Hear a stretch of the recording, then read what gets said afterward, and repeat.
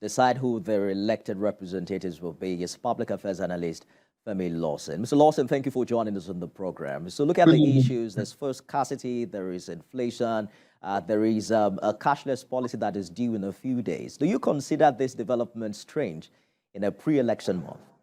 It's not strange, but it's a development that has called for serious concern. And I think every Nigerian must be concerned that for months now, what we thought was going to be the normal, fuel scarcity that we've experienced in the country, which sometimes lasts for days or weeks, have extended into months now. And unfortunately, it is extending to a very crucial moment in the nation's history, because in less than 30 days, Nigerians are going to be going to the poll to elect new leaders. And this is a very strategic national responsibility for us as Nigerians. And what ordinarily should make it easier for Nigerians to participate in this very crucial process is becoming a thing that is becoming an impediment. What is happening now has not only become a major economic issue for the average Nigerian, it is also having its impact on our political development as a nation. And that is why, if you look at the situation on the street today, it's already impeding preparations for the elections. When you look at the fact that a lot of people can no longer go and spend time trying to get the permanent voters card. A lot of people cannot even embark on political campaigns as it should, especially the candidate for lower positions. There's also the position, Mr. Lawson, as to how this would also perhaps be issues ahead of the election and want to make some people decide to go and vote. Well, it's going to be a major issue. It's going to be part of those factors, that may determine how Nigerians will vote, because remember that as we speak, a particular political party is in the saddle, and it is expected that government should be responsible in circumstances like this, especially when you look at the fuel situation, you look at the issue of the currency swap, that is also becoming a major issue of concern, not only even to politicians or the people who are in the private sector, but even the ordinary Nigerians on the street. So these are issues that may form the referendum for our Nigerians to decide the next set of leaders that will be elected. And that is why, this current development may play critical roles in whatever the outcome. Already, lawmakers have called on the NNPC Limited to do something as the single importer of the commodity, and we'll see how it goes, especially as we count down to the election. Public Affairs Analyst Femi Lawson, thank you for talking to us. It's my pleasure.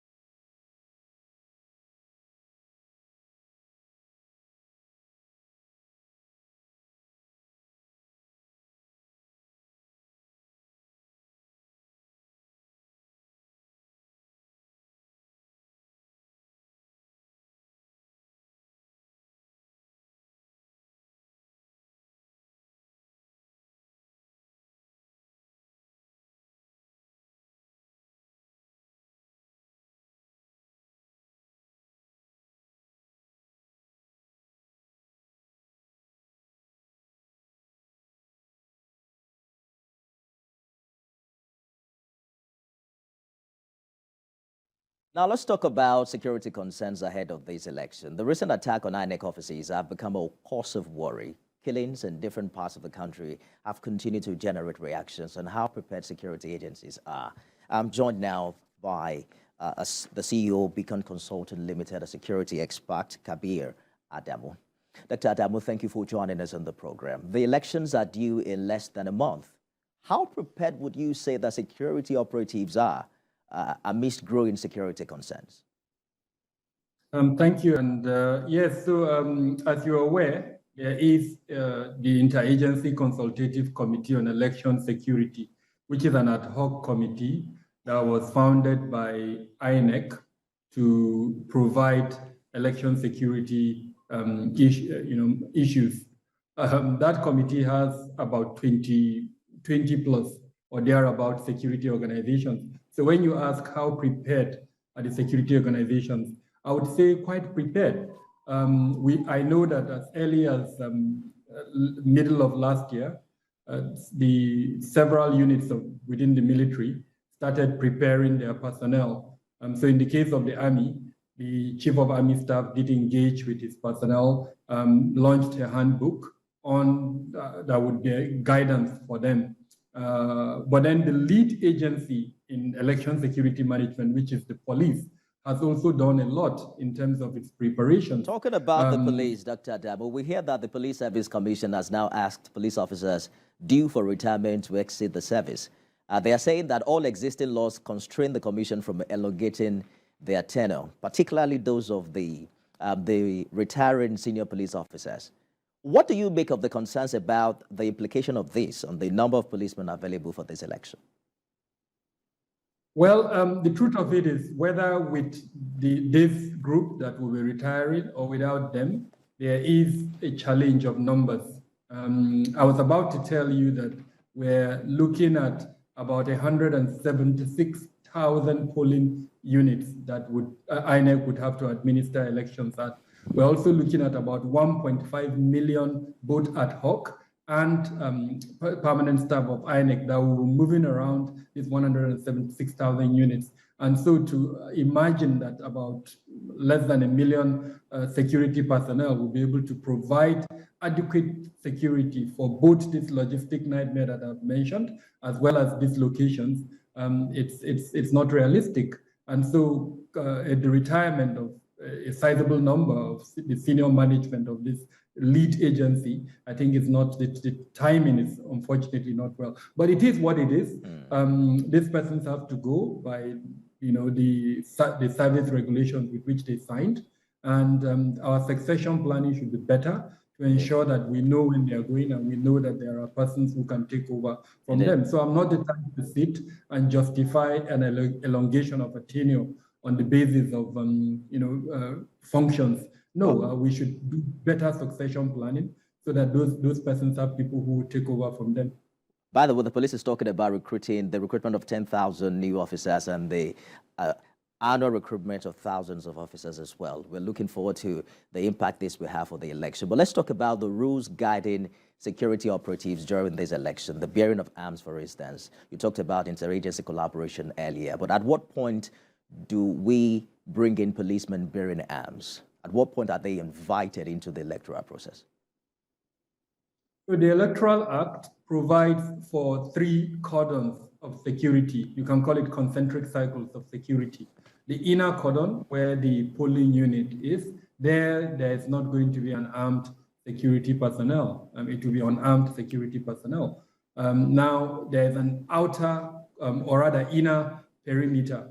In that inner perimeter, which is away from the polling unit, there will be armed security personnel, both static and others that will be involved in patrols. And then there will be an outer perimeter, which would involve military personnel and other armed security personnel. So the idea is that these 2 or 3 cordons would provide adequate security for the polling units in their geographical space. Anyone coming into any of those cordons would have been checked, and he or she would not be able to perpetrate any security challenge. However, the reality, unfortunately, is we've seen in previous elections where these gaps are exploited, and you see people stealing polling units and perpetrating violence, as it were. So the major thing that I've not heard, and I'm hoping to hear from ICSES, this committee in INEC, is how would they enhance communication between this inner, outer perimeter, so that if there is a threat at the polling unit, the persons, the unarmed security personnel in the polling The response time as well. So communication and response times are the most important things on the day of the election. So there have been calls to withdraw some security men, particularly those who are attached to VIPs, so that we will have enough hands for this election. How do you think the police should respond to that? We've had that severally. And in fact, I can't remember, at least in my adult life, any Inspector General of Police that did not issue a circular to that effect. What has been missing is the implementation, and I'm not going to keep myself to say that it would happen.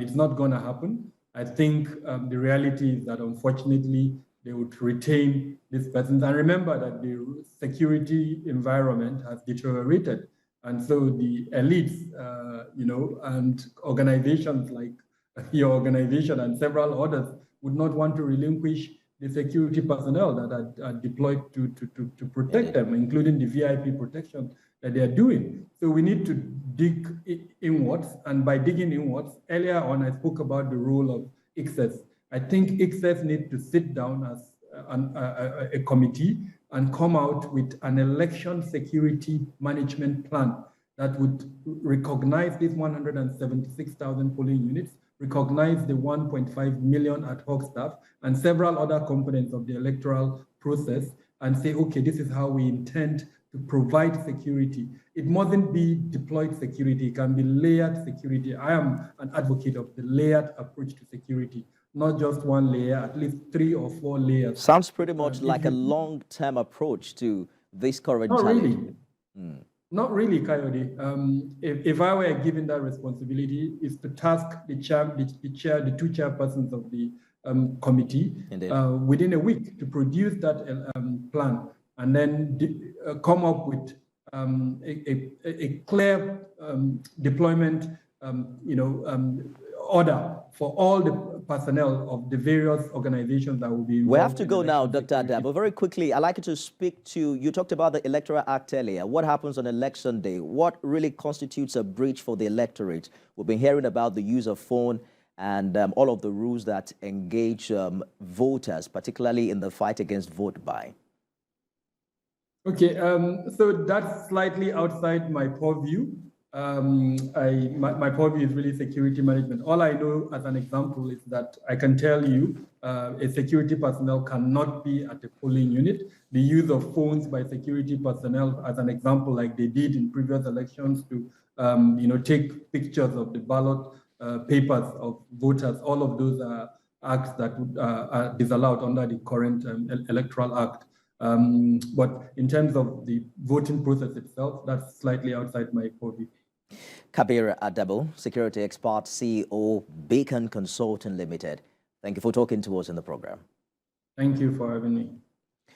And just before we wrap up our episode of The Countdown today, a quick reminder about the deadline to register. There are just 3 more days left. INEC earlier on postponed or extended the collection deadline by a week. Without your PVC, your rights to vote is denied. So go get it. And ensure you get it by all means. Thanks for staying tuned. I am Nifemi Oguntoye. See you again tomorrow.